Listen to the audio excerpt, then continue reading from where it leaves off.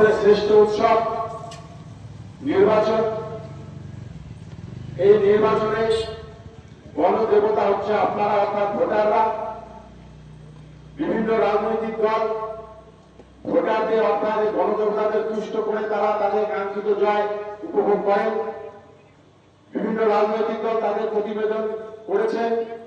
জাতীয় কংগ্রেসের পক্ষ থেকে আমরা আজকে প্রতিবেদন রাখছি। একটি ভয়ঙ্কর সময় এখন উপস্থিত হয়েছে। ভারতবর্ষ স্বাধীন হওয়ার পর থেকে অর্থাৎ 1947 সালের পর থেকে নির্বাচন হচ্ছে, কিন্তু কখনোই আমরা এরকম ঘটনা দেখিনি।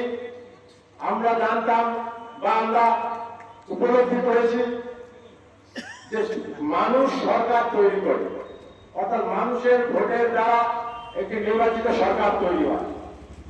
কিন্তু আমরা 2026-এর নির্বাচন, বিধানসভা নির্বাচন দেখছি SIR এর মাধ্যমে সরকার ঠিক করে দিচ্ছে ভোটার কারা হবে।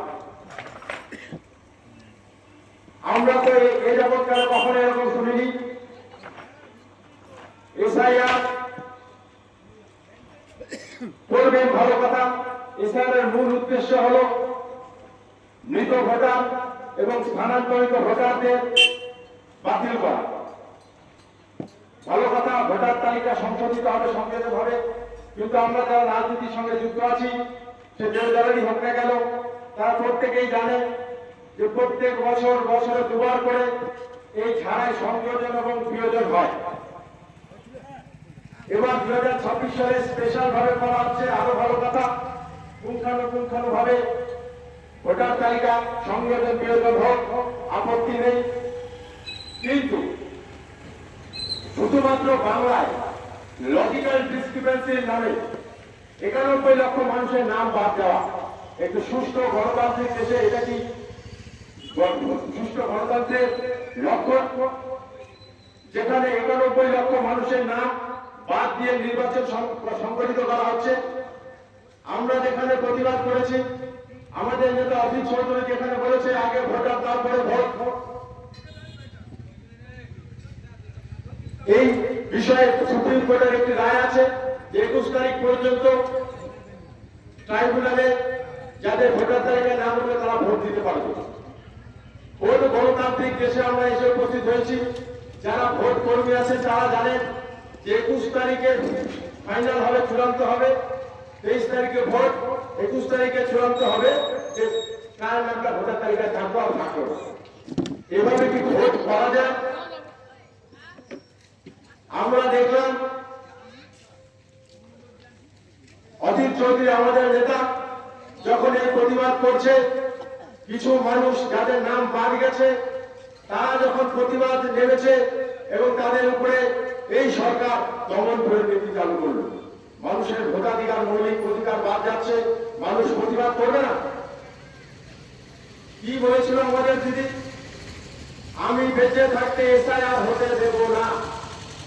আমাদের দিদি বর্তমানে এখনো বেঁচে আছেন। SIR হয়েছে, 91 লক্ষ মানুষের নাম বাদ গেছে, তার সাথে 156 জন মানুষের আমাদের বাংলায় মানুষের প্রাণ বলিদান হয়েছে। আমাদের জলপাইগুড়িতে হয়েছে, ফড়িয়া অঞ্চলে হয়েছে। আতঙ্কে মানুষ সুইসাইড করেছে। এই বিজেপি বারবার বলে বেড়াচ্ছে যে যে সমস্ত মানুষের নাম বাদ গেছে তাদেরকে আমরা পাঠিয়ে দেব, বাংলাদেশে পাঠিয়ে দেব। এদের ভোটার তালিকাতে নাম বাদ গেছে, রেশন কার্ড থেকে বাতিল করব, ড্রাইভিং লাইসেন্স বাতিল করব এবং তাদেরকে ডিটেনশন ক্যাম্পে পাঠাবো। দিদি আমার কিছুদিন আগেই বলল যে আমি ক্ষমতায় থাকতে ডিটেনশন ক্যাম্প অর্থাৎ NRC হতে দেবো না। এই দিদি বলেছিল যে আমি বেঁচে থাকতে SIR হতে দেবো না। এই দিদি বলছে আমি ক্ষমতায় থাকতে NRC হতে দেবো না। তার মানে আপনারা নিশ্চিত থাকুন, আগামী দিনে NRC হচ্ছে, ডিটেনশন ক্যাম্প হচ্ছে এবং এই 91 লক্ষ মানুষ, যেখানে 63% হিন্দু মানুষ আছে, তাদেরকে ডিটেনশন ক্যাম্পে নিয়ে যাওয়া হচ্ছে। আমি এই এলাকার গণতন্ত্র প্রিয় সচেতন মানুষের কাছে আবেদন জানাতে চাই, আপনার মত কি বিচলিত হবে না যখন আপনার প্রতিবেশী, আপনার আত্মীয় স্বজন অর্থাৎ আপনার পরিচিত কাউকে যদি ডিটেনশন ক্যাম্পে নিয়ে যায়, আপনার মনে কি মায়া আসবে না? আপনার কি মায়া আসবে না? যে ব্যক্তি অর্থাৎ কারো বাবার নাম আছে তো ছেলের নাম নেই, কারো ছেলের নাম আছে তো মায়ের নাম নেই, কারো স্বামীর নাম আছে তো স্ত্রীর নাম নেই, তাদেরকে যদি ডিটেনশন ক্যাম্পে নিয়ে যায়, আপনারা কি বিচলিত হবেন না? আমি নিশ্চিত আপনারা বিবেকবান এবং বিচক্ষণ মানুষ, আপনারা এর বিরুদ্ধে প্রতিবাদে সামিল হবে। তাই এবারে নির্বাচন রোষরে পরিণত হয়েছে।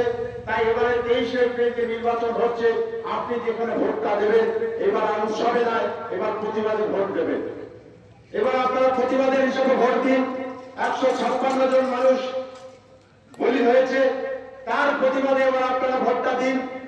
91 লক্ষ মানুষের নাম বাদ গেছে, তাদের পাশে দাঁড়ানোর জন্য এবার প্রতিবাদের হিসেবে ভোটটা দিন। যে যারা বলছে যে বাংলা ভাষা যারা কথা বলে তারা বাংলাদেশি, এই বাংলাদেশি তকমার প্রতিবাদে আপনারা ভোটটা দিন। যে অমিত মালব্য বলতেন যে বাংলা ভাষা নাকি বাংলাদেশি ভাষা, এই অমিত মালব্যকে বোঝানোর জন্য আপনারা প্রতিবাদে ভোটটা দিন। আমি নিশ্চিত এই বাংলায় কারা বাংলাকে অরাজক পরিস্থিতি আনার চেষ্টা করছে, আপনারা দেখুন। যখন ধরনের গুরুরা রাজনীতির কথা বলছে, তখন বাধ্য হয়ে রাজনীতির লোকরাও ধর্মের কথা বলতে বাধ্য হচ্ছে। আমি বলতে চাই, আজকে 8:30টায় আমাদের প্রভু মন কি বাত শোনাবেন। আমি নিশ্চিত উনি এই কথাটাই বলবেন, मेरे माताओं और मेरे बहनों, देखो कांग्रेस महिला संरक्षण बिल की प्रतिवाद कर रहे हैं। ये कांग्रेस महिला के विरोधी है, ये कांग्रेस महिला के विद्रोही कर रहा है। ये कांग्रेस नहीं चाहता है कि